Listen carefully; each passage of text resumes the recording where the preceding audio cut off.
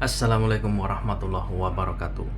Oke guys, jumpa lagi dengan saya di channel Joni Swahyudi. Oke guys, jadi seperti menelan ludah sendiri nih guys. Yang dulu menolak sekarang menikmati, yaitu infrastruktur di Sumatera guys, atau tepatnya tol Trans Sumatera. Dulu banyak yang bilang tidak penting tol Trans Sumatera itu, tidak penting rakyat, tidak penting makan semen, tidak ini segala macam lah guys.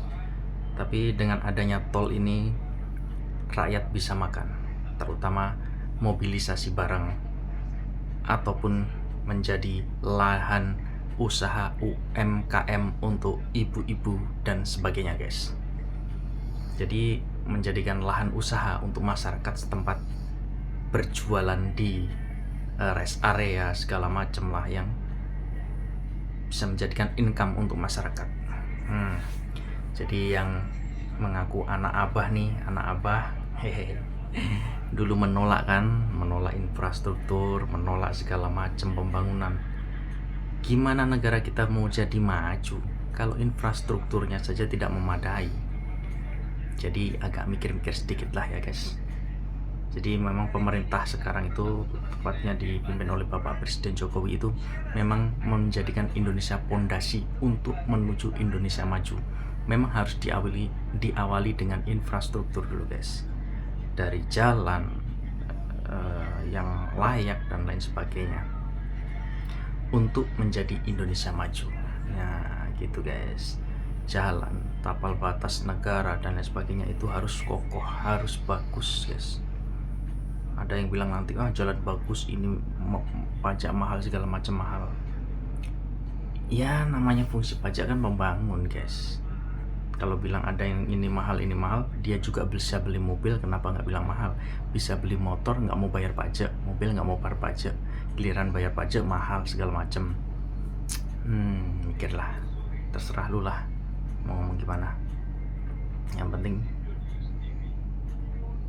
Indonesia maju dan disegani dunia.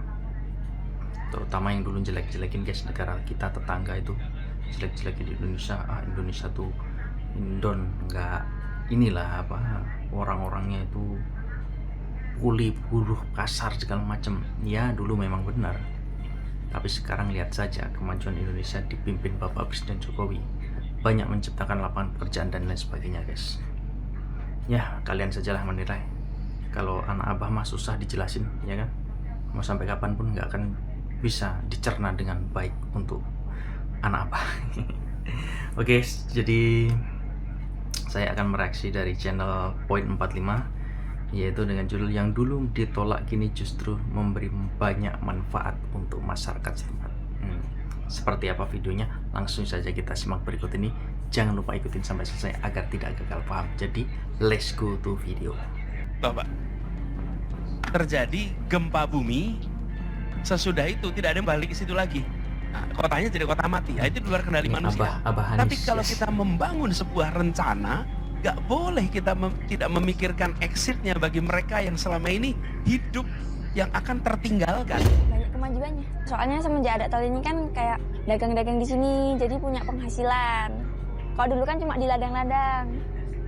Karena adanya tol ini kan bisa membantu masyarakat, Pak, yang dari ibu rumah tangga jadi pekerja, biar nggak jadi pengangguran, punya pemasukan. Sekarang mah mendingan nggak ada tol. Kalau dulu perjalanan lama, bisa 2 hari 2 malam. Sekarang nggak ada tol, 1 hari 1 malam udah sampai Palembang dari Jakarta.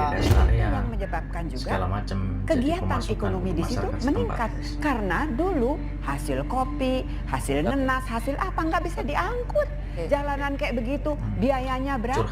Sekarang industri kayak beberapa orang sekarang sudah mau bikin industri pengalengan pisang kering apa kering. Bu Mira, jadi Kamu bilang nggak ada ekonomi? Ada.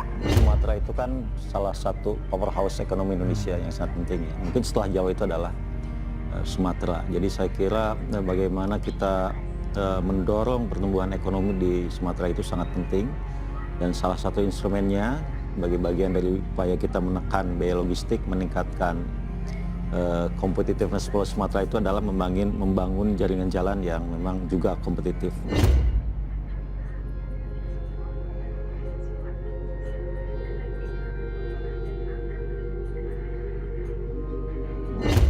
Kenapa dibangun jalan tol di Sumatera? Kenapa kita bangun infrastruktur? Karena Oke, dalam jangan lupa juga berkompetisi, di channel bersaing Poin dengan 45 negara-negara cara yang lain. subscribe, guys. Tanpa ini nggak mungkin. Ini fundamental, ini fondasi kita. Artinya Pak, jalan tol ini harus disambungkan dengan kawasan pertanian, sambungkan dengan kawasan wisata, sambungkan dengan kawasan perkebunan, sambungkan dengan kawasan industri. Ini manfaatnya akan sangat besar sekali. Bangsa kita ini bangsa besar. Indonesia ada bangsa besar, negara besar. Kalau saya dengan cara apapun akan saya bangun lebih baik dari negara-negara tetangga. Sebentar lagi infrastrukturnya. Sebentar lagi nanti dengan pembangunan sumber daya manusia yang baik juga akan lebih baik dari negara-negara tetangga kita. Memang harus ada visi besar. Mana yang didahulukan, mana yang pertama, mana yang kedua, mana yang ketiga, mana yang keempat. Harus ada perencana besar jangka panjang. Upaya Indonesia untuk menjadi negara besar dan maju tak main-main. Salah satu yang terus dikebut pemerintah hingga detik ini adalah pembangunan infrastruktur. Dari Sabang sampai Merauke, hingga ke pelosok-pelosok dan perbatasan, mendapat perhatian penuh untuk mendapatkan pembangunan yang berkeadilan. Begitu pula dengan mega proyek Jalan Tol Trans Sumatera atau JTTS, terus diupayakan penyelesaiannya. Saat ini, sepanjang 884,5 km JTTS telah beroperasi dengan berhasil menuntaskan belasan ruasnya yang tersebar dari Provinsi Lampung hingga Aceh. JTTS sendiri merupakan jaringan jalan tol sepanjang 2.818 km di Indonesia. Jalan tol ini rencananya dapat menghubungkan kota-kota di Pulau Sumatera, tepatnya dari Lampung hingga Aceh, sehingga menjadi jalur nadi untuk Pulau Lampung Jawa sampai dengan Aceh, Pulau akan Sumatera dan kelanjutan dari jalan tol Jakarta Merak. Jalan tol Trans Sumatera menjadi salah satu proyek strategis nasional Jokowi yang pada awalnya banyak menuai kritik dan penolakan. Meski begitu, kini JTTS telah menunjukkan manfaatnya. Sejak dimulainya pembangunan JTTS pada tahun 2015, sempat dikritik habis-habisan oleh banyak pihak lantaran membangun jalan tol di Pulau Sumatera. Beberapa kritikan tersebut diantaranya mengatakan bahwa Pulau Sumatera belum layak dibuatkan jalan tol karena volume lalu lintasnya tidak sepadat Pulau Jawa. Bahkan pembangunan JTTS yang dilakukan pertama kali di Provinsi Lampung tersebut disebut hanya pencitraan belaka. Namun tahun demi tahun pembangunan jalan tol di Pulau Sumatera semakin banyak dilakukan dan terwujud nyata. Hingga akhirnya konektivitas antar wilayah di Sumatera kian terjadi dan waktu tempuh pun semakin jauh lebih singkat. Sekarang jalan tol di Sumatera telah menjadi tulang punggung distribusi barang dan jasa, hasil pertanian dan perkebunan dengan mudah dikirimkan ke wilayah lain.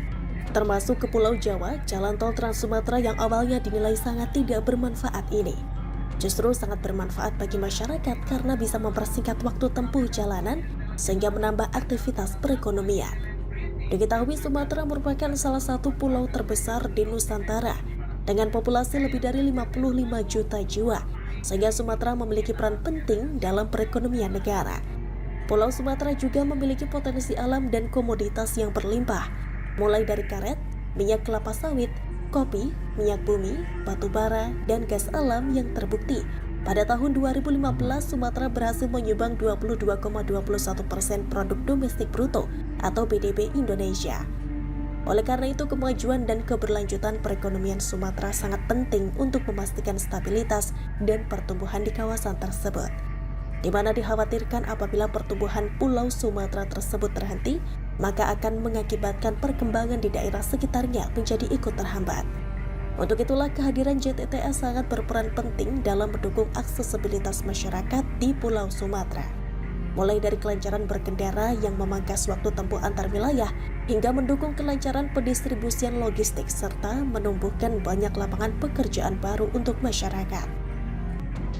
Dengan adanya JTTS, salah satu manfaat yang sangat dirasakan masyarakat adalah ketika mudik lebaran. Menurut catatan PT Hutama Karya, ada lebih dari 2.100.000 kendaraan melintas di Jalan Tol Trans Sumatera selama periode arus mudik dan balik lebaran tahun 2024. Angka ini meningkat 75% dari volume lalu lintas atau VLL normal atau mengalami peningkatan 35% YoY. Tingginya angka tersebut menunjukkan antusiasme pemudik untuk menjadikan Tol Trans Sumatera sebagai pilihan jalur mudik menuju kampung halaman. Selain itu, banyak pengguna jalan tol yang juga memanfaatkan momen libur untuk berkunjung ke tempat wisata atau kuliner. Menariknya lagi, melalui via JTTS, kita bisa secepat kilat melancong ke negeri singa hingga ke negeri jiran. JTTS memang istimewa. Selain menjadi akses penghubung antar wilayah yang terkoneksi antara satu dengan lainnya, JTTS juga menjadi akses penghubung menuju negara tetangga. Selain itu, juga untuk memperlancar ekspor dan impor, baik ke Pelabuhan Dumai maupun Pekanbaru, di mana akan meningkatkan pertumbuhan ekonomi wilayah dan nasional. Saat ini progres pembangunan JTTS tahap 1 sudah mencapai 92%. Diharapkan jalan tol sepanjang hampir 1.000 km tersebut akan rampung pada tahun 2024, serta menargetkan pembangunan JTTS tahap 2 rampung pada awal tahun 2026 mendatang. Untuk menuntaskan mega proyek tersebut, pemerintah memberikan suntikan dana sebesar 18,6 triliun rupiah.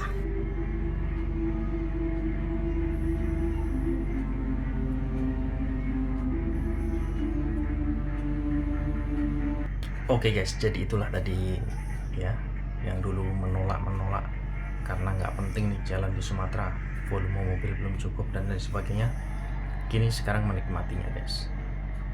Awalnya bilang oh nggak ada manfaatnya jalan tol di Sumatera, tapi dengan dimulainya pembangunan jalan tol, mulai kelihatan, mulai ada kehidupan di situ, ada UMKM, ada para sopir sudah tidak mengeluh lagi lama jalan, walaupun mengeluarkan biaya, tapi efisien guys. Efisien itu tepat waktu, jalannya tidak macet dan lain sebagainya. Itulah jalan tol, fungsinya mempercepat pengiriman logistik dan lain sebagainya. Dan sekarang di Indonesia ini kan kalau lebaran musim mudik guys, jadi mudik pun semakin cepat dan lain sebagainya. Jadi gitu guys. Nah, kalau tidak mulai dari sekarang kapan lagi? Jadi ini Bapak Presiden Jokowi lah yang memulai. Semoga 5 tahun ke depan lagi Bapak Prabowo Gibran meneruskan dan menjadikannya lebih keren lagi. Oke guys, jadi sampai di sini dulu video saya. Jumpa lagi dengan saya di video berikutnya. Oke guys, jangan lupa tolong dukungannya dengan cara subscribe guys, karena subscribe itu gratis. Dengan Anda subscribe, semoga menjadikan saya semangat untuk membuat konten-konten yang mungkin bermanfaat bagi Anda. Oke guys, terima kasih. Saya ucapkan Assalamualaikum warahmatullahi wabarakatuh.